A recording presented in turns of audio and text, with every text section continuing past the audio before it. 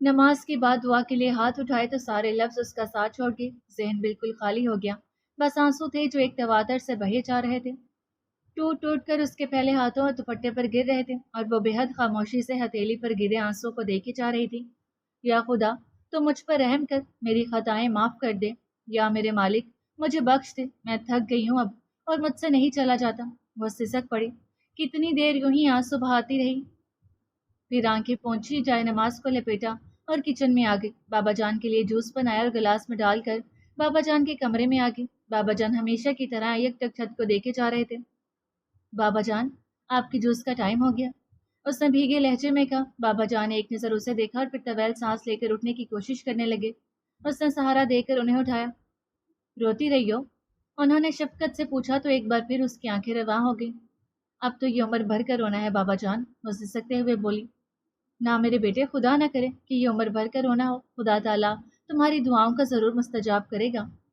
بابا جان نے شفقت سے اس کے سر پر ہاتھ رکھا تو وہ بالکل ہی بکھر گئی۔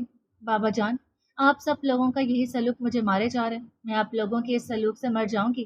آپ لوگوں کا یہ سلوک مجھے ندامت کی عمیق گہرائیوں میں ڈبو دیتا ہے، مجھے لعنت ملامت کریں، مجھے دھتکاریں، میں پیار اور شفقت کی قابل نہیں ہوں۔ وہ بری طرح رونے لگی۔ بس کرو بیٹا، یہ ساری قسمت کی باتیں ہیں، ایسا قسمت میں ہونا تھا سو ہو گیا، اور مجھے یقین ہے میرے بیٹے کہ اللہ تعالیٰ تمہاری خطا ضرور بخش دے گا۔ اس لیے میرے بیٹے کہ خدا تعالیٰ سچے دل سے معافی مانگے، مانگنے والے کی ساری خطائیں معاف کر دیتے ہیں۔ جس دن طلحہ لوٹ آیا، سمجھ لینا خدا تعالیٰ نے تمہارا جرم معاف کر دیا۔ بابا نے حلاوت بھرے لہجے میں کہا اور اس کے دل میں کسک سی ہونے لگی۔ کتنے آلے ظرف ہیں یہ لوگ، میرے کیے دھرے کو قسمت کا نام دے کر برداشت کرنے کی کوشش کر رہے ہیں۔ اور دوپٹے سے آنسو پہنچی اور خالی گلاس لے کر دوبارہ کچن میں آ گئی۔ امی اور اپنے لیے 2 کپ چائے بنائی اور چائے لے کر ان کے کمرے میں آ گئی۔ امی جان بھی گمسم سے چائے نماز پر بیٹھی تھی، انہیں دیکھ کر اس کے دل سے ہوک سی نکلی۔ کیا کچھ نہیں کیا ان معصوم لوگوں کے ساتھ میں نے؟ ہنستا مسکراتا آنگن صرف میری وجہ سے خاموشیوں کی زد میں آ گیا۔ اس نے دکھ سے سوچا، امی جان چائے پی لیں؟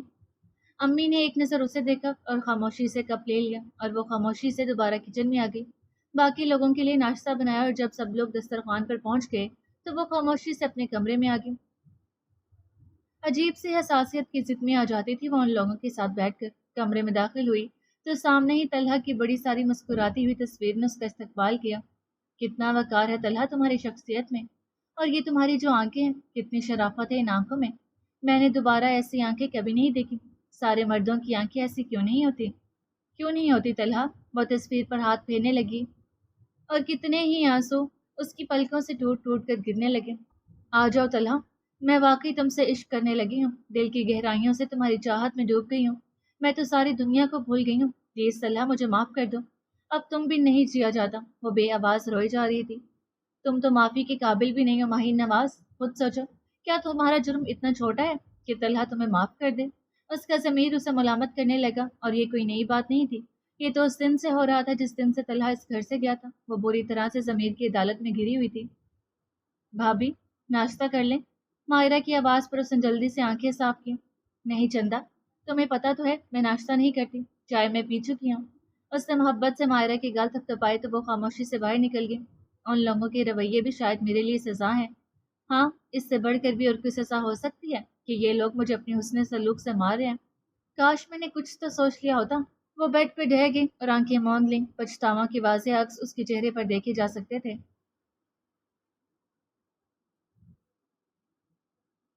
مہین، کچھ خبر ہے؟ ڈپارٹمنٹ میں بڑی زبردست چیز آئی ہے۔ ایمان سے مہین، کیا زبردست پرسنالٹی ہے، میں تو پوری طرح امپریس ہو گئی ہوں۔ اسما مزے لے لے کر بتانے لگی، مگر مہین پر کوئی اثر نہ ہوا۔ تو ہم کسی سے کم ہیں کیا؟ مہین نے غرور سے کہا۔ ہاں جی، آپ کی تو کیا کہنے، مگر تم اسے دیکھو تو صحیح، دیکھنا، دیکھتے ہی دل سینے کی قید سے فرار ہو جائے گا۔ اسما بھلا باز آنے والی تھی۔ میرا دل اتنا فالتو نہیں ہے اسما کہ ہر ایرے گہرے کو دیکھ کر پھسل جائے۔ میں مہین نواز ہوں، کسی کے پیچھے بھاگنے والی نہیں ہوں، بلکہ میرے پیچھے ایک دنیا بھاگتی ہے۔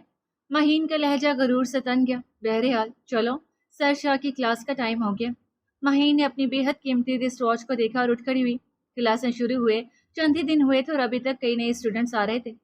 کلاس میں پھر تعارف کا سلسلہ شروع ہو گیا تھا۔ مہین بغور سب کو دیکھ رہی تھی، اور ایک نام پر وہ باقی چونک اٹھی، طلحہ زمان۔ वो जो कोई भी था बड़ी जबरदस्त पर्सनैलिटी का मालिक था। साफ शफाफ सफेद सूट पर ब्लैक वास्कट और बेहद सलीके से बने हुए बाल। वो कोई बहुत वजीह और खूबसूरत नौजवान नहीं था, मगर थी उसमें कोई ऐसी बात जो उसे सबसे मुमताज करे थी। वो कौन सी बात थी, यह महीन की समझ में ना आया। सुना यार, कैसी लगी ये रंगीन दुनिया? कोई परी चेहरा दिल को भाया या नहीं? हमजा ने तलहा से पूछा तो तलहा ने बेहद संजीदगी से उसे देखा। हमजा, मैं यहाँ तालीम हासिल करने आया, परी चेहरा ढूंढने नहीं आया। तो दोनों काम साथ साथ भी चल सकते हैं। यार, यही 2 साल है, रंगीन जिंदगी गुजार लो, फिर तो मसाइल ही इतने होंगे कि बंदा इन रंगीनियों की तरफ ध्यान ही नहीं दे सकेगा। हमजा आंख दबाकर बोला तो तलहा को शदीद गुस्सा आ गया। हमजा, अगर मेरे साथ दोस्ती रखना चाहती हो तो इस किस्म की घटिया गुफ्तगू मेरे साथ कभी मत करना। ये एक तालीम गाह है, इसके तकद्दुस और इज्जत की हिफाजत करना हमारा फ़र्ज़ है, और इस अदारे में तालीम हासिल करने वाली तमाम लड़कियाँ हमारे लिए बहन की हैसियत रखती हैं, और भाई कभी अपनी बहनों की तरफ गलत नज़रों से नहीं देखते, बल्कि उनकी इज्जत की हिफाजत करते हैं। तल्हा बेहद गुस्से से बोला तो हमजा शर्मिंदा हो गया। आई एम सॉरी यार, मुझे पता नहीं था तुम और किस्म के लड़की हो। बेफिक्र हो, आइंदा इस मौजू पर कोई बात नहीं होगी। हमजा संजीदगी से बोला तो तल्हा मुतमईन हो गया। बहुत जल्द पूरे डिपार्टमेंट में तलहा की लियाकत का डंका बजने लगा। वो बेहद ज़हीन था। बहुत कम अरसे में तमाम प्रोफेसर्स को उसने भी अपना गर्वेदा कर लिया। उसका रख रखाव, उसकी शख्सियत का वकार, उसकी संजीदगी और सबसे बढ़कर उसकी जहानत ने उसे पूरे डिपार्टमेंट में नुमाया कर दिया। उसने किसी और की तरफ तवज्जो ही न दी, हत्ता कि माहीन नवाज जैसी काबिल तवज्जो चीज़ की तरफ भी। उस दिन माहीन अस्मा के साथ कैंटीन जा रही थी जब अचानक तलहा की नज़र 2 लड़कों पर पड़ी जो एक दूसरे के हाथ पर हाथ मारकर हंस रहे थे। उसने उनकी निगाहों की ताकुब में उस तरफ देखा तो शर्म से उसकी निगाहें झुक गईं। मिस अस्मा, प्लीज़ मेरी बात सुनिए। अस्मा की मिलनसार मिलनसार तबीयत की वजह से तमाम क्लास को उसका नाम याद था। अस्मा ने हैरान होकर तलहा को देखा और वहीं रुक गई, जबकि माहीन बगैर रुके आगे बढ़ चुकी थी। मिस अस्मा, क्या आप अपनी दोस्त को मना नहीं करती कि वो इस किस्म के कपड़े पहन कर यूनिवर्सिटी ना आया करें? तलहा की नज़रें झुकी हुई थीं और अस्मा जैसे हमारी शर्मिंदगी की ज़मीन में गड़ गई। आपको नहीं पता मिस अस्मा, मर्द किस किस्म के बुरे रिमार्क्स देते हैं ऐसे ड्रेसेस पर, और खसूसन ऐसी जगहों पर। इस किस्म के ड्रेसेस बिल्कुल भी मुनासिब नहीं लगते। कहकर तलहा आगे बढ़ गया, जबकि अस्मा वहीं की वहीं खड़ी रह गई। वाकई ये तो हकीकत थी कि माहीन का ड्रेस एक तो बारीक था, ऊपर से गला भी काफ़ी काबिल एतराज़ था। उसकी भला ये मजाल कि वो महीन से कुछ कहती, मगर उसने तलहा का पैगाम उन्हीं अल्फाज में महीन तक पहुंचा दिया, और महीन को तो पतंगे लग गए। उसकी जरूरत कैसे हुई ये बात करने की? समझता क्या है वो खुद को? आ गया बड़ा कहीं से एडवाइज़र। मेरे सामने तो कहता, मुंह तोड़ के रख देती। उसको क्या, मैं जिस तरह भी आऊँ। महीन की तो मुंह से कब फुटने लगा। उसको बुरी तरह अपनी तौहीन महसूस हो रही थी। उससे मुझे यानी महीन नवाज को ऐसा था। गमा गुस्से से उसकी बुरी हालत थी। टेक इट इजी महीन, उसने कोई ऐसी गलत बात तो नहीं कह दी? अस्मा ने डरते डरते कह ही दिया। शट अप, अब तुम भी उसकी जुबान बोलने लगी हो। दफा हो जाओ, मत आया करो मेरे सामने। वो ऐसी ही थी, मिनटों में उम्र भर की दोस्ती को खत्म कर डाली थी। अस्मा भी गुस्से से उठकर चली गई। उसने गुस्सा कम करने के लिए ठंडी यख बोतल मुंह से लगा ली। फाइनल वाले नए आने वालों को वेलकम दे रहे थे और इस सिलसिले में तमाम तैयारियां मुकम्मल हो चुकी थी। हॉल को बेहद खूबसूरती से सजाया गया था। तल्हा हस्बे मामूल सफ़ेद सूट और ब्लैक वास्कट में था। हमजा भी तल्हा की कंपनी में अब काफ़ी हद तक सुधर चुका था। सो इस वक्त भी वो दोनों बिल्कुल अलहदा कोने में खड़े थे। यार तल्हा, एक बात पूछूं सीरियसली, तुम ऐसे क्यों हो? मेरा मतलब है परहेजगार किस्म के बंदे। हमजा ने संजीदगी से पूछा। पता है हमजा, मेरे अब्बू जी की वफात के बाद मैंने पूरा का पूरा वक्त बाबा जान की कुर्बत में गुजारा है, और मुझे फ़ख्र है हमजा कि बाबा जान ने मेरी इस तरह तरबियत की है। उनके नज़दीक मर्द की कामयाबी का राज ही यही है कि वो बाकिरदार रहे। उन्होंने सबसे ज़्यादा मेरी शख्सियत की इस पहलू की तरफ तवज्जो दी है। पता है क्या, बाबा जान कहते हैं, जिस तरह औरतों के लिए ज़रूरी है कि वो बास्मत और बाकिरदार हों, इसी तरह मर्द के लिए भी बेहद ज़रूरी है कि वो बास्मत और बाकिरदार हों। उसके किरदार में और उसकी शख्सियत में कोई झोल ना हो, उसकी आंखों में हया हो। और ये बात हमेशा बाबा जान ने मेरे जहन में बिठाई है कि औरत तफरीक या खेलने की चीज़ नहीं है, बल्कि औरत जैसा मुकद्दस और पाकीज़ा वजूद और किसी का है ही नहीं। उनकी इज्जत और एहतराम हमारा हमारा फ़र्ज़ अव्वलीन है। उनकी तरफ गंदी नज़रों से देखने वाले इंसान नहीं शैतान होते हैं। इसलिए यार, मुझे बड़ा दुख होता है जब कोई मर्द औरत की तरफ गंदी नज़रों से देखे। इधर देखो। हमजा ने तलहा की बात काटी। तलहा ने चौंक कर उसकी तरफ देखा। सामने से आती हुई महीन को देखकर उसका खून खोलने लगा। ब्लैक नेट का बड़ा सा फ्रॉक था جس میں اس کے بازو بالکل ننگے تھے، گلا ہمیشہ کی طرح کافی قابل اعتراض تھا اور بہت باریک سا دوپٹہ اس نے گلے میں ڈال رکھا تھا۔ یہ لڑکی کبھی باز نہیں آئے گی۔ طلحہ غصے سے اٹھ کھڑا ہوا اور مہین کے قریب پہنچ گیا۔ مس مہین، کیا آپ میں شرم نام کی کوئی چیز نہیں ہے؟ اگر نہیں ہے تو کسی سے ادھار لے لیں۔ اس قدر بھرے مجمع میں اس قسم کا ڈریس پہنتے ہوئے آپ کو شرم نہ آئی؟ طلحہ غصے سے دھاڑا اور حمزہ کی چادر کھینچ کر اس کے اوپر ڈالی۔ تمام لڑکے لڑکیاں ادھر متوجہ ہو گئے۔ مہین کو بری طرح اپنی انسلٹ محسوس ہوئی، مگر طلحہ کے چہرے پر جس قسم کے تاثرات تھے انہیں دیکھ کر وہ بری طرح سہم گئی۔ پتہ نہیں کیا تھا طلحہ کے لہجے میں، وہ کچھ بھی بول نہ پائی، مگر اس کے دل میں طلحہ کے خلاف نفرت کا شدید ترین سیلاب امٹ رہا تھا۔ اس کا اچھا خاصا موڈ خراب ہو گیا تھا، مگر چادر اتارنے کی جرت اس میں پیدا نہ ہو سکی۔ یار، تم نے کچھ اچھا نہیں کیا، سب کے سامنے تمہیں یہ نہیں کرنا چاہیے تھا، حمزہ نے موقع پاتے ہی کہہ دیا۔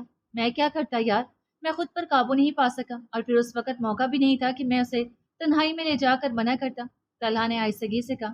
وہ رکنے والی ہوتی تو تمہاری پہلی دفعہ منع کرنے پر رک جاتی۔ دفعہ کرو، تمہارا کیا ہے؟ جو جس طرح زندگی گزارتا ہے گزارنے دو۔ نہیں طلحہ، بابا جان کہتے ہیں عورت کی مرد اس وقت عزت کرتا ہے جب وہ ڈھکی چھپی ہو۔ کھلی عورتوں کو مرد دل کھول کر داد تو دیتے ہیں، مگر دل سے ان کی عزت نہیں کرتے، اور میں نہیں چاہتا کہ میرے ملک کی کوئی عورت ایسی ہو۔ بہرحال جو کچھ بھی ہوا اچھا نہیں ہوا۔ تمہیں نہیں پتا وہ کتنے بڑے باپ کی بیٹی ہے، وہ اپنی توہین کا بدلہ کسی بھی طریقے سے لے سکتی ہے۔ نہیں ہے مجھے پرواہ، میں حق بات کہتے ہوئے ڈرتا نہیں ہوں، طلحہ نے قطعیت سے کہا تو حمزہ نے سر ہلا دیا۔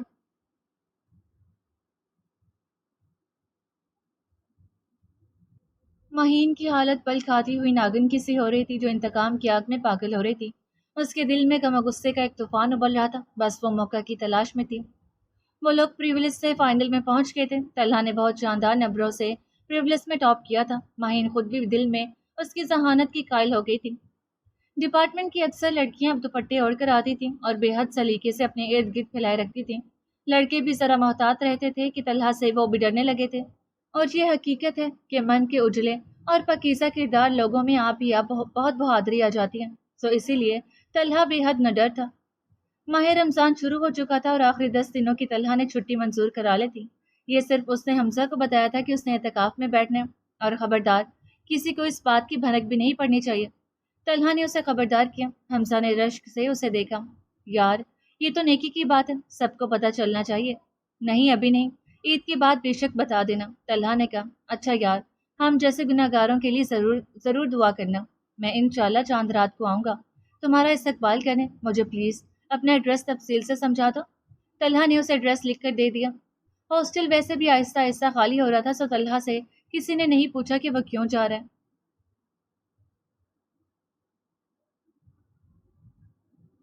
طلحہ اعتکاف میں بیٹھا تھا۔ عید کے بعد یہ خبر پورے ڈپارٹمنٹ میں پھیل گئی۔ وی سی صاحب نے اسے خاص طور پر بلا کر مبارکباد دی۔ اس عمر میں بہت کم نوجوان اس طرف راغب ہوتے ہیں۔ اللہ تعالیٰ تمہارے ارادے ہمیشہ بلند رکھے اور ہمیشہ سیدھے راستے پر چلائے۔ وی سی صاحب نے پورے خلوص سے اسے دعا دی۔ کلاس کے تمام لڑکوں نے اسے مبارکباد دی۔ اسما بہت غور سے اس کے چہرے کو دیکھ رہی تھی۔ کیسا ٹھہراؤ اور سکون تھا اس کے چہرے پر، اور اس کی آنکھیں، ہاں، اس کی آنکھیں بے حد خوبصورت تھیں، اس لیے خوبصورت تھیں کہ وہ بے حد صاف شفاف آنکھیں تھیں۔ ان میں پاکیزگی تھی، گندگی نہیں تھی، شرافت تھی، غلاظت نہیں تھی۔ اسما کو یہ شخص تمام دنیا سے جدا لگا۔ وہ بھلا کس کو بتاتی کہ اس کا دل اس باکردار بندے کے لیے دھڑکنے لگا ہے۔ ایک مہین اس کی دوست تھی جس کو وہ کسی صورت بھی رازدار نہیں بنا سکتی تھی۔ اس نے زندگی میں ایسے ہی شخص کی تو تمنا کی تھی، سنجیدہ، باوقار، باکردار، باحیا، اور یہ تمام خوبیاں طلحہ زمان میں موجود تھیں، پھر اس کا دل اس پر کیوں نہ آتا؟ بس وہ چپ چاپ اس آگ میں جل رہی تھی۔ وہ اپنے جذبوں کو بے نقاب نہیں کرنا چاہتی تھی۔ وہ جانتی تھی طلحہ کبھی بھی اس بات کو پسند نہیں کرے گا، اور وہ ارزاں ہی ہونا چاہتی تھی۔ مہین اب کافی حد تک اچھے حلیہ میں ڈپارٹمنٹ آتی تھی، مگر یہ حقیقت تھی کہ اب تک وہ توہین نہ بھول سکی تھی۔ وہ تو بس موقع کی تلاش میں تھی کہ کس طرح اپنی اس توہین کا بدلہ لے لے، اور بالآخر اسے یہ موقع مل ہی گیا۔ طلحہ کی بہن کی شادی تھی اور اس نے ڈپارٹمنٹ میں سے کسی کو نہیں بلایا تھا۔ ایک حمزہ اس کا قریبی دوست تھا، مگر وہ فیصلہ باد کیا ہوا تھا۔ مہین نے پوری ترکیب سوچ لی۔ طلحہ کا ایڈریس آفس سے لے کر وہ اس کے گھر جا پہنچی۔ وہاں شاید بارات آ چکی تھی کیونکہ کافی شور ہنگامہ تھا۔ وہ ادھر ادھر کا جائزہ لیتی اندر آ گئی۔ دلہا دلہن اسٹیج پر بیٹھے تھے اور شاید نکاح پڑھایا جانے والا تھا یا پڑھایا جا چکا تھا، یہ اس کی سمجھ میں نہ آیا۔ آپ لوگ بڑے پارسا بنتے ہیں، کون مانے گا کہ اس گھر کے لڑکے یہ بھی کر سکتے ہیں؟ وہ ڈھیر فلمیں دیکھ چکی تھی اور اس وقت باقی سچویشن بھی فلمی ہو رہی تھی۔ تو میرا انصاف کون کرے گا بتائیں آپ لوگ مجھے، وہ اسٹیج کے قریب جا کر بولی۔ بابا جان پاس ہی تو بیٹھے تھے، چونک اٹھے۔ کون ہو بیٹی، کیا بات ہے؟ اندر آتا طلحہ بھی ٹھٹک گیا۔ اب تو تمام مہمان بھی متوجہ ہو گئے تھے۔ کہاں ہے وہ طلحہ جس نے مجھے کہیں کا نہیں چھوڑا؟ کسی کو منہ دکھانے کے قابل نہیں رہی میں، مہین روتی ہوئی آواز میں بولی، اور طلحہ کی تو جیسے قدموں تلے سے زمین سرکی۔ اس قدر کھلم کھلا الفاظ کا بھلا کیا مطلب ہو سکتا تھا؟ یہ سب اچھی طرح سمجھ گئے تھے۔ بتائیں کون انصاف کرے گا میرا؟ مہین سسکنے لگی، اور بابا جان جہاں بیٹھے تھے وہیں کے وہیں بیٹھے رہ گئے۔ ان کا طلحہ، ان کی جان طلحہ ایسا بھی کر سکتا ہے؟ یہ تو انہوں نے کبھی خواب میں بھی نہیں سوچا تھا، مگر ایک لڑکی بھرے مجمع میں یہ سب کہہ رہی تھی تو یقیناً یہ سچ تھا۔ طلحہ بولنا چاہتا تھا مگر مارے صدمے کے اس کی آواز وہیں بند ہو گئی۔ بابا جان مارے جلال کے اٹھ کھڑے ہوئے۔ تمام مجمع طلحہ کو ملامتی نظروں سے دیکھ رہا تھا۔ تو شرافت کے لبادے میں یہ کچھ تھا۔ مجمع میں اس قدر خاموشی تھی کہ یہ آواز صاف سب کے کانوں تک جا پہنچی۔ جانے کس نے کہا تھا؟ طلحہ کا دل چاہ رہا تھا زمین پھٹ جائے اور وہ اس میں سما جائے، مگر وہ بت بنا وہیں کا وہیں کھڑا رہا۔ تمہارا انصاف میں کروں گا، بلاؤ قاضی کو، وہ ابھی نہیں گیا ہوگا، ابھی تم دونوں کا نکاح ہوگا۔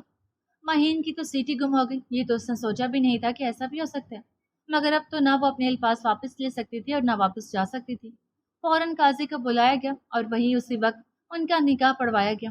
بابا جان نے مہین کے سر پر آنچل رکھا اور بے حد دلگیر لہجے میں بولے، آج سے تم اس گھر کی عزت ہو، اب تمہاری طرف کوئی میلی آنکھ سے بھی نہیں دیکھے گا۔ اور پھر ایک نظر طلحہ کی طرف دیکھا اور صرف اتنا کہا، تم نے مجھے کہیں کا نہیں چھوڑا طلحہ، میری عمر بھر کی ریاست کو مٹی میں ملا دیا۔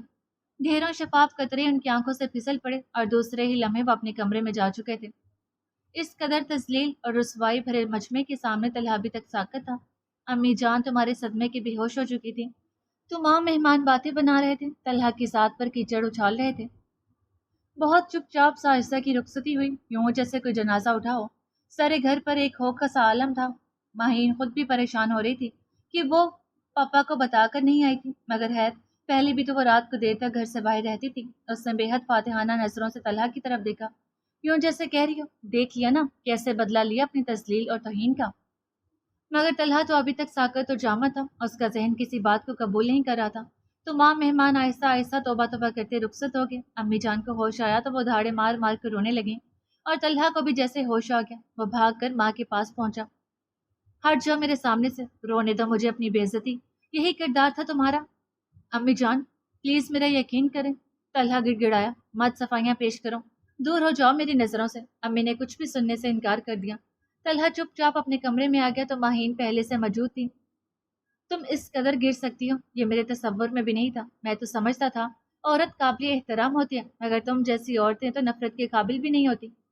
تم نے مجھے کہیں کا نہیں چھوڑا مہین، جس عزت کو سیند سیند کر رکھا تھا، آج اسی کو تم نے ہاتھ میں ملا دیا۔ وہ پھوٹ پھوٹ کر رونے لگا، اور وہ حیران اور شددر اس لمبے اونچے مرد کو روتا ہوا دیکھ رہی تھی۔ اس کے لیے تو بہت عام سی بات تھی کہ اس نے بھرے مجمع میں طلحہ پر جھوٹا الزام لگا دیا۔ صرف بولنا ہی تو تھا، کون سا طلحہ نے سچ مچ ایسا کیا تھا؟ مگر جوابی رد عمل بہت حیران کن تھا۔ پہلے طلحہ کے دادا رونے لگے، پھر ماں دھاڑے مار مار کے رونے لگی، اور اب طلحہ یوں بچوں کی طرح رو رہا تھا۔ کاش تمہیں علم ہوتا مہین نواز کہ جب عزت چلی جائے تو پھر کچھ باقی نہیں رہتا۔ تم نے مجھ سے سر اٹھا کر جینے کا مان چھین لیا، تم نے مجھ سے میری مردانگی اور اعلیٰ کردار کا مان چھین لیا۔ تم نے بدلہ لے ہی لینا تھا تو پوری یونیورسٹی کے سامنے میرے منہ پر تھپڑ مار دیتی، مگر یوں تو نہ کرتی۔ وہ بری طرح رو رہا تھا اور اس کے دل میں ملال سر اٹھا رہے تھے۔ تم بے باک لڑکیوں کو کیا پتا کہ جب کردار پر کیچڑ اچھالا جائے تو کیا ہوتا ہے۔ کاش اسلام میں خودکشی حرام نہ ہوتی تو ابھی اسی وقت میں خود کو موت کے حوالے کر دیتا۔ وہ آنکھیں پہنچتا ہوا کمرے سے نکل گیا۔ اب اس کا بھی گھر جانا مناسب نہیں تھا، سو وہ موقع کی تلاش میں تھی کہ کب فون کر کے وہ پپا کو بتا سکے کہ وہ آج رات نہیں آ سکے گی۔ طلحہ دوبارہ کمرے میں نہیں آیا تھا، وہ بڑے مطمئن انداز میں بیڈ پر پاؤں پسار کر لیٹ گئی۔ بابا جان ساری رات کروٹیں بدلتے رہے، چند ہی لمحوں میں کیا سے کیا ہو گیا تھا۔ ان کا طلحہ ایسا بھی ہو سکتا ہے، انہیں تو بڑا فخر تھا اپنی تربیت پر۔ وہ تو اس ذام میں تھے کہ ان کا طلحہ کبھی سیدھی راہ سے نہیں ہٹ سکتا، مگر اب ایک لڑکی جس کے لیے عزت سے بڑھ کر اور کوئی چیز نہیں ہوتی، اس نے علل اعلان کہہ دیا تھا کہ اس کے ساتھ کیا ہوا ہے، بھلا اس کے بعد شک کی گنجائش رہ جاتی ہے؟ اور رات کی جانے کس لمحے ان کی آنکھ لگ گئی۔ صبح آنکھ کھلی تو بالکل سامنے کاغذ پڑا تھا، انہوں نے جھٹ سے اٹھا لیا۔ بابا جان کل جو کچھ ہوا وہ اس قدر اچانک تھا کہ میں ہمارے صدمے کے بالکل ساکت ہو گیا تھا، کچھ بھی نہ بول سکا۔ آپ خود بتائیں بابا جان، ایک با کردار لڑکی پر جب بھرے مجمع میں تہمت لگا دی جائے تو اس کا کیا ری ایکشن ہوگا؟ آپ نے میری تربیت بھی اس معاملے میں بالکل لڑکیوں کی طرح کی ہے۔ میرے لیے بھی یہ بہت بڑا صدمہ تھا کہ میری پاکیزگی اور پاک دامنی پر بہت بڑی تہمت لگا دی گئی اور میں صفائی میں کچھ بھی نہ کہہ سکا۔ بابا جان، رونا تو یہ ہے کہ آپ نے بھی اپنے طلحہ کو نہیں پہچانا، اس طلحہ کو جس کا ہر لمحہ آپ کے زیر سایہ گزرا ہے۔ آپ خود سوچیں، آپ کا طلحہ ایسا کر سکتا ہے، اس قدر گر سکتا ہے؟ بابا جان، اس لڑکی نے تو مجھے کسی کا منہ دکھانے کے قابل بھی نہیں چھوڑا، مگر ساری دنیا ایک طرف اور میرے گھر والے ایک طرف ایک اجنبی اور انجان لڑکی کی بات پر یقین کر لیا، مگر اپنے طلحہ کے چہرے کی طرف نہیں دیکھا۔ یہ دکھ میرے دل سے کبھی نہیں نکلے گا بابا جان کہ آپ لوگوں نے میرا اعتبار نہیں کیا۔ کاش بابا جان آپ اس وقت کہہ دیتے کہ میرا طلحہ ایسا نہیں کر سکتا، تو میں سب کچھ بھول جاتا، مگر کسی نے مجھے صفائی تک کا موقع بھی نہیں دیا۔ بابا جان آپ بے حد معصوم ہیں، آپ نہیں جانتے زمانہ کس قدر آگے بڑھ چکے ہیں۔ آج کل لڑکیوں کے لیے ایسے ڈائلاگ بولنا کوئی شرم کی بات نہیں ہے۔ جس ماحول میں ان کی تربیت ہو رہی ہے وہ اس قسم کی باتیں کرتے ہوئے نہیں ہچکچاتی، اور آپ نے اس مکار اور بے باک لڑکی کا یقین کر لیا۔ اس نے صرف اپنی توہین کا بدلہ لیا اور کچھ بھی نہیں۔ مجھے ساری عمر ملال رہے گا کہ آپ نے میرا اعتبار نہیں کیا۔ کاش کچھ تو پوچھا ہوتا، میں اس گھر سے جا رہا ہوں اس لیے بابا جان کہ اب میرے پاس آپ کی محبتوں کا مان نہیں ہے، پلیز مجھے معاف کر دیجیے گا۔ طلحہ پورا خط آنسوں سے بھیگ چکا تھا۔ آہ میرے بیٹے، یہ میں نے کیا کر دیا؟ ہاں قصور تو میرا ہے کہ میں نے بغیر تمہیں صفائی کا موقع دیے پردے جرم عائد کر دیا۔ ان کے آنسوں ان کی داڑھی کو بھگو جا رہے تھے۔ یہ میں نے کیا کر دیا میری جان؟ وہ اٹھے اور طلحہ کی امی کے کمرے میں آ گئے۔ بہو بہت برا ہوا، ہم نے طلحہ کو صفائی کا موقع ہی نہیں دیا، وہ تو بے قصور تھا، وہ تو بے گناہ تھا، ہم نے بہت بڑی سزا دے ڈالی ہے اسے۔ بابا نے امی کو جا کر بتایا۔ ہاں مجھ سے کچھ تو کہہ رہا تھا، کچھ کہنا چاہتا تھا، مگر میں نے کچھ نہیں سنا۔ امی بری طرح رونے لگی۔ قصور تو ہمارا ہے نا کہ ہم نے اپنے بیٹے کو نہیں پہچانا۔ بس بہو رو نہیں، خدا سے دعا کرو خیر خیریت سے لوٹ آئے۔ اب اس لڑکی کو کچھ مت کہنا، اس نے اگر کم صرفی دکھائی ہے تو ہم لوگ تو کم صرف نہ بنے نا۔ بابا نے امی کے سر پر ہاتھ رکھا تو وہ خاموشی سے آنسو پہنچنے لگی۔ جاؤ بیٹیوں کو تسلی دو، انہیں بھی سمجھا دو، بہو سے کچھ مت کہیں، جو ہونا تھا وہ ہو چکا، جیسی بھی ہے وہ اب اس گھر کی بہو ہے۔ بابا نے بہت جلد خود پر قابو پا لیا۔ صبح سب کے روئے اور اترے ہوئے چہرے ماہین نے دیکھے تو وہ حیران رہ گئی۔ پھر بابا نے بے حد خاموشی سے طلحہ کا ہاتھ اس کے آگے کر دیا، اور جانے ایسی کون سی بات تھی اس خط میں کہ اس کو بری طرح ملال نے آ گھیرا۔ آپ ہی آپ آنکھوں سے آنسو گرنے لگے۔ مجھے علم نہیں تھا کہ تم مرد ہو کر بھی اس بات کو اتنا سیریس لوگے۔ پچھتاوے اسے بری طرح گھیرنے لگے۔ اسے اب احساس ہو رہا تھا کہ اس نے جو کچھ بھی کیا ہے اچھا نہیں کیا، اگر اب کچھ بھی نہیں ہو سکتا تھا۔ اب گئے لمحے واپس نہیں آ سکتے تھے، بہت برا کیا تھا اس نے۔ پلیز بابا جان مجھے معاف کر دیں۔ وہ بری طرح رونے لگی۔ ہاں معاف کرنے والے کون ہوتے ہیں بیٹے، خدا سے معافی مانگو، تم نے بہت بڑا گناہ کیا۔ ایک پاکیزہ کردار شخص پر بہتان لگا کر بابا جان نے اس کے سر پر ہاتھ رکھا تو وہ اور بھی رونے لگی۔ کیسے لوگ تھے یہ، جنہوں نے ایک لفظ سے ملامت بھی نہیں کہا تھا، نہ اسے ڈانٹا نہ پھٹکارا، بس یہی بات اس کے پچھتاووں میں مزید اضافہ کرتی گئی۔ وہ گھر کا اکلوتا مرد تھا، جوان توانا وہی گھر چھوڑ گیا، مگر آفرین تھی ان لوگوں پر جنہوں نے کچھ بھی نہیں کہا تھا اسے۔ اگلے ہی دن وہ یونیورسٹی گئی، مگر طلحہ کا کوئی پتہ نہیں تھا، بلکہ کسی نے اسے یونیورسٹی میں دیکھا ہی نہیں تھا۔ ضمیر کا بے حد بوجھ تھا اس کے دل پر، سو اس نے سب کچھ اسما سے کہہ دیا۔ تم شروع دن سے ہی خود غرض تھے، تمہیں اپنے علاوہ بھلا اور کوئی نظر آ سکتا تھا؟ بہت برا کیا ہے ماہین، بہت برا۔ اسما کو یہ سب سن کر بے حد رنج ہوا۔ ماہین سر جھکا کر بیٹھی رہی۔ سارا غرور، سارا تنتنا ختم ہو چکا تھا۔ بورڈ کر چیئرمین صاحب کے پاس گئی، مگر انہوں نے بھی صاف انکار کر دیا کہ انہیں کچھ علم نہیں ہے۔ وہ مایوس ہو کر گھر آ گئی اور اسما وہیں کی وہیں بیٹھی رہ گئی۔ اب تو میں نے ہمیشہ کے لیے کھو دیا ہے طلحہ تمہیں۔ کئی آنسو ایک ساتھ اس کی آنکھوں سے پھسل پڑے۔ پاپا اس کے گھر میں عدم موجودگی سے بڑے پریشان تھے۔ بیٹے کہاں چلی گئی تھی؟ میں بہت پریشان تھا تمہارے لیے۔ اس نے دور سے پپا کی طرف دیکھا۔ یہی پپا تو تھے اس کی تربیت کرنے والے، انہوں نے ہی تو اسے درس دیا تھا کہ کبھی کسی کو معاف مت کرو، اپنا بدلہ ہر صورت لو۔ انہوں نے تو کبھی اسے نرمی، محبت اور اخلاق کا درس نہیں دیا تھا۔ ہاں اپنی دولت پر غرور کرنا خوب سکھایا تھا، کبھی کسی غلط بات پر نہیں روکا تھا۔ راتوں کو دیر تک وہ گھر سے غائب رہتی، پپا نے کبھی نہیں پوچھا کس قسم کے ڈریسز پہنتی ہے، پپا نے کبھی نہیں منع کیا، تو ایسا تو ہونا تھا۔ اس نے ٹھنڈی سانس بھری۔ پپا میں نے شادی کر لیا، اس نے بڑے آرام سے کہہ دیا۔ وٹ؟ پپا بری طرح اچھلے۔ ہاں پپا، مزید مجھ سے کچھ مت پوچھیے گا اور نہ ہی اب کچھ کیجیے گا، ورنہ اسی لمحے میں اپنے آپ کو ختم کر لوں گی۔ اس نے اٹل لہجے میں کہا تو پپا بالکل خاموش ہو گئے۔ آپ جانتے ہیں پپا میں اپنے نام کی ایک ہوں، اور پپا بھلا اسے نہ جانتے تو اور کون جانتا؟ ان کا سر بالکل جھک گیا۔ ایسی تربیت کا یہی نتیجہ نکلنا تھا۔ اور وہ بے حد خاموشی سے طلحہ کے گھر آ گئی۔ گھر والوں کی اداس اور خاموش صورت دیکھ کر اسے رنج اور پچھتاوے گھیرنے لگتے۔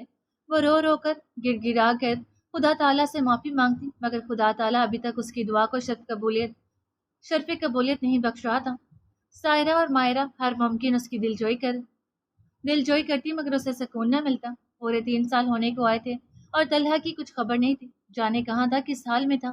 راتوں کو اٹھ اٹھ کر روتی، دعائیں مانگتی، رات کی کسی لمحے اسے چین نہیں آتا تھا، اور یہی احساس ندامت جانے کب محبت میں بدل گیا اسے پتہ ہی نہ چلا۔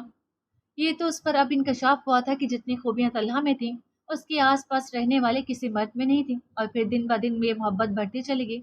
وہ طلحہ کی محبت میں پور ڈوبتی چلی گئی۔ اس نے اور کچھ بھی نہ یاد رکھا، سب گھر والوں کی خدمت کو اس نے اپنا شعار بنا لیا، اور شاید دل کو سکون ملے، مگر ابھی تک وہ اس عظیم نعمت سے محروم تھی۔ مہین چونک کر اٹھ بیٹھی، کلاک کی طرف نظر دوڑائی تو 10 بج چکے تھے۔ سائرہ اور مائرہ یقیناً کالج جا چکی تھی۔ وہ اخبار لے کر بابا جان کے کمرے میں آ گئی اور انہیں اخبار سنانے لگی۔ طلحہ جب گھر سے نکلا تھا تو بے حد پریشان اور افسردہ تھا۔ وہ ایک لمحے کو بھی یہاں نہیں رکنا چاہتا تھا جہاں پر کسی نے اس کا اعتبار بھی نہیں کیا تھا، کسی نے صفائی کا موقع نہیں دیا تھا۔ وہ بھلا وہاں کیوں جاتا؟ اس نے یونیورسٹی بھی دوبارہ پلٹ کر نہ دیکھی۔ مہین نے اسے کسی کو منہ دکھانے کے قابل نہیں چھوڑا تھا، سو وہ لاہور چھوڑ کر کراچی آ گیا۔ کتنا عرصہ کراچی میں خوار ہوتا رہا، پھر ایک مہربان نے مہربانی کی اور وہ رضا انٹرپرائزر میں سپروائزر لگ گیا۔ بابا جان اور امی اسے شدتوں سے یاد آتے، دل چاہتا اڑ کر جائے اور بابا جان کی شفیق باہوں میں سما جائے، مگر جب اسے یاد آتا کہ کس طرح اس کے اعتبار کا خون ہوا تھا تب وہ سارے ارادے ترک کر دیتا۔ اور اب مسئلہ یہ تھا کہ آفس کی طرف سے ضروری کام سے اسے لاہور جانا تھا، اور وہ گھر والوں کے سامنے نہیں جانا چاہتا تھا، مگر یہ کیسے ممکن تھا کہ وہ لاہور جاتا اور اپنے پیاروں سے نہ ملتا۔ بس کرو طلحہ سامان، جو ہونا تھا سو ہو چکا، اب اپنے گھر والوں کو تو سزا مت دو۔ اس کے اندر سے کوئی پکارا تو وہ بے چین ہو گیا۔ تو میرے ساتھ کون سا اچھا ہوا ہے؟ وہ تڑپ اٹھا۔ کب تک کیوں منہ چھپائے پڑے رہو گے؟ تم تو قصوروار نہ تھے، تم نے کیوں سب سے قطع تعلق کر لیا؟ بہت ہو چکی طلحہ سامان، بھول جاؤ سب۔ اس دنیا میں بڑی بڑی مشکلوں کا سامنا کرنا پڑتا ہے، ہمت کرو۔ بالآخر اس نے فیصلہ کر لیا اور مطمئن ہو کر سو گیا۔ سائرہ اور مائرہ کو گرمیوں کے کپڑے خریدنا تھے اور وہ بازار جانا چاہتی تھی۔ مہین سے انہوں نے بہت کہا کہ وہ ان کے ساتھ چلے، مگر اس نے طبیعت کی خرابی کا بہانہ کر کے منع کر دیا۔ حالانکہ بازار کے سارے کام وہ خود کر آتی تھی، مہینہ بھر کا سودا سلف بھی یوٹیلیٹی اسٹور سے وہ خود لے آتی تھی، پورا گھر اسی نے سنبھالا ہوا تھا۔ ایک طرح سے شاید وہ ازالہ کر رہی تھی۔ جب وہ نہ مانی تو سائرہ اور مائرہ خود ہی ٹیکسی لے کر چلی گئیں۔ مہین تو اپنی گاڑی تک پاپا کے پاس چھوڑ آئی تھی۔ موسم اچھا خاصا بدل چکا تھا، بابا جان اپنے کمرے میں کیلولہ کر رہے تھے، جبکہ امی جان بھی اپنے کمرے میں تھی۔ وہ کسی اسلامی کتاب کا مطالعہ کر رہی تھی جب ڈور بیل بجی۔ اس گھر میں بھلا کون آ گیا؟ عرصہ ہوا اس گھر میں کوئی نہیں آیا تھا، کبھی بابا جان سے ملنے کوئی آ جاتا تو آ جاتا۔ اس نے پاس پڑا ململ کا دوپٹہ اٹھایا اور اچھی طرح سے اپنے گرد لپیٹا، دروازے کے قریب آ کر آہستگی سے پوچھا، کون ہے؟ دروازہ کھولیں پلیز، میں طلحہ ہوں۔ طلحہ کی آواز سن کر اس کے ہاتھ پاؤں بری طرح کانپنے لگے۔ کپ کپاتے ہاتھوں سے اس نے کنڈی کھولی اور پیچھے ہٹ گئی۔ السلام۔ طلحہ کا سلام وہیں کا وہیں رہ گیا۔ اس کے تو خواب و خیال میں بھی نہیں تھا کہ مہین ابھی تک اس گھر میں ہوگی۔ وہ خاموشی سے دوبارہ اپنے کمرے میں چلی گئی اور طلحہ بہت حیرت سے اسے جاتا دیکھ رہا تھا۔ مہین آواز اور اس قدر تبدیلی، وہ تھکے تھکے قدم اٹھاتا بابا جان کے کمرے کی طرف بڑھ گیا۔ کتنی دیر تک بابا جان کے شفیق چہرے کو دیکھتا رہا، بہت مشکل سے اپنے جذبات پر قابو پایا اور بابا جان کے قریب آ کر بیٹھ گیا، اور پھر ایک دم ہی بےتاب ہو کر اس نے اپنے ہونٹ بابا جان کے پرنور پیشانی پر رکھ دی۔ لمس محسوس کرتے ہی ان کی آنکھ کھل گئی اور آنکھیں کھلیں تو انہیں یقین ہی نہ آیا کہ ان کے سامنے طلحہ بیٹھا ہے۔ طلحہ میری جان! پڑھتے جذبات سے انہوں نے طلحہ کو اپنے ساتھ لپٹا لیا۔ تم کہاں چلے گئے تھے میری جان؟ اپنے بابا کو اتنی بڑی سزا دے کر چلے گئے؟ بابا جان بہت کمزور ہو گئے تھے، آنکھوں سے ایک تواتر سے آنسو بہے جا رہے تھے۔ طلحہ خود بھی اپنے آپ پر قابو نہیں پا سکا تھا۔ یوں بھی کوئی کرتا ہے میری جان؟ وہ بار بار اس کی پیشانی چوم رہے تھے، کبھی پلٹ کر خبر تو لی ہوتی۔ بابا جان نے کافی حد تک خود پر قابو پا لیا۔ آؤ تمہاری ماں کے پاس چلیں، اس نے تو بالکل ہی جیسے زندگی سے ناتا توڑ لیا۔ اور طلحہ نادم سا ان کے پیچھے چلنے لگا۔ اس سارے معاملے میں بھلا ان لوگوں کا کیا قصور تھا؟ ان حالات میں شاید میں بھی ایسا کرتا اگر ان کی جگہ ہوتا تو۔ امی جان کتنی دیر تک اسے خود سے لگائے روتی رہیں، چومتی رہیں، اور اس نے بھی ماں کے سینے سے لگ کر سارے آنسو بہا ڈالے۔ وہ کون سا ان 3 سالوں میں خوش رہا تھا؟ ایک ایک لمحہ سولی پر گزرا تھا۔ سائرہ مائرہ کہاں ہیں؟ بازار گئی ہیں، تھوڑی سی شاپنگ کرنا تھی، امی نے آنسو پہنچتے ہوئے بتایا۔ امی جان خرچہ وغیرہ کس طرح چلتا تھا؟ طلحہ نے ہچکچاتے ہوئے پوچھا۔ کچھ رقم تمہارے باپ کی جمع پونجی سے نکلوائی تھی، مہین اپنے سارے زیور لے آئی تھی، انہیں بیچا ہے، اور کچھ رقم ہر ماہ زمینوں سے آ جایا کرتی تھی۔ امی نے ہولے ہولے بتایا تو وہ بے حد شرمندہ ہوا۔ آئی ایم سوری امی، مجھے یوں جذباتی ہو کر نہیں جانا چاہیے تھا، مگر میں کیا کرتا، اس وقت میری عقل میں یہی آیا تھا۔ طلحہ شرمندگی سے بولا، بس بیٹے، جو ہونا تھا سو ہو چکا، اب شرمندہ ہوگی تو کیا، گیا وقت واپس تو نہیں آ جائے گا، اس لیے جو ہوا اسے بھول جاؤ۔ تمہارے بعد مہینے ہی اس گھر کو سنبھالا ہے، ورنہ ہم بوڑھوں میں اتنا دم ہم کہاں تھا۔ بہت اچھی بچی ہے، اس نے حقیقتاً تمہاری خاطر خود کو سر تپا بدل لیا۔ بابا جان مہین کی تعریفی کرنے لگے۔ امی، بہت سخت بھوک لگی ہے، بڑا ترسا ہوا ہوں گھر کے کھانے کو، طلحہ حسرت سے بولا تو امی کا دل تڑپ اٹھا۔ بابا جان کی بات کا طلحہ نے کوئی جواب نہیں دیا تھا۔ تم منہ دھو لو، میں کھانا لگواتی ہوں۔ امی اٹھ کر باہر آئیں تو مہین کھانا لگا چکی تھی۔ طلحہ حیران و شددر سب کچھ دیکھ رہا تھا۔ سادہ سے سوٹ پر کمر تک دوپٹہ لپیٹے، ساتھ میں ڈھکی ہوئی پیشانی، یہ وہ پرانی مہین تو نہیں لگ رہی تھی۔ اس نے خوب سیر ہو کر کھانا کھایا۔ مہین واپس کمرے میں جا چکی تھی، امی ایک ایک چیز اس کے آگے رکھ رہی تھی۔ سبھی کچھ مہین بناتی ہے، میں نے تو مدت ہوئی کچن میں جانا چھوڑ دیا۔ امی نے بتایا، بیٹا آپ اسے معاف کر دو، بہت گڑ گڑائی ہے خدا کے سامنے، وہ بہت شرمندہ ہے وہ اپنے کیے پر۔ ہم انسان ہیں بیٹے، اور انسان سے بہت بڑی بڑی غلطیاں سرزد ہو جاتی ہیں۔ خود میں معاف کر دینے کا ظرف پیدا کرو، معافی بہت اچھا انتقام ہے۔ جاؤ میرے بیٹے، دل سے سارا غصہ اور بغض نکال دو، خدا تعالیٰ عفواً اور درگزر کرنے والے کو پسند کرتا ہے۔ بابا جان کا حلاوت برا لہجہ اس کے کانوں میں رس کھول رہا تھا اور دل پر جمع غصہ پگھل رہا تھا۔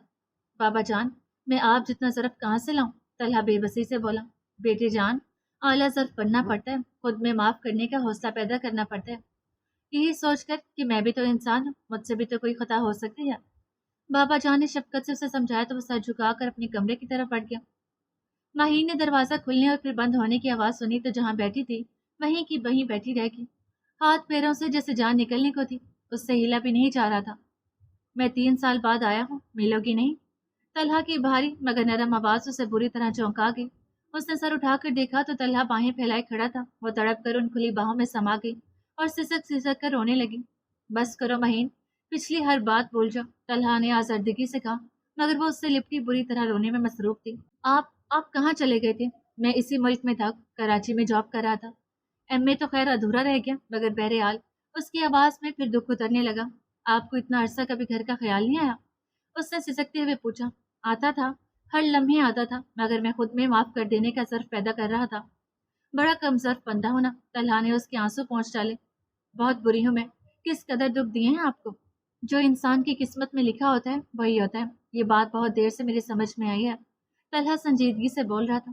آپ لوگ اس قدر اعلیٰ ظرف کیوں ہیں؟ میری ساری خطاؤں کو قسمت کے نام سے کیوں منسوب کرتے ہیں؟ اس کی آنکھیں پھر رواں ہونے لگی۔ بس مہین، بس اب رونا نہیں، مجھے پتہ چل چکا ہے کہ ان 3 سالوں میں تم مسلسل آنسو بہاتی رہی ہو، اب کوئی آنسو نہیں بہنا چاہیے۔ خدا سے دعا کرو کہ وہ مجھے اس قدر اعلیٰ ظرف کر دے کہ اب ہمیشہ تمہاری جھولی میں خوشیاں ڈالتا رہوں۔ طلحہ نے بہت آزردہ اور ملول انداز میں خود میں اس کو سمیٹ لیا، اور وہ ان مہربان باہوں میں کھو کر خدا کا شکر ادا کرنا نہیں بھولی تھی۔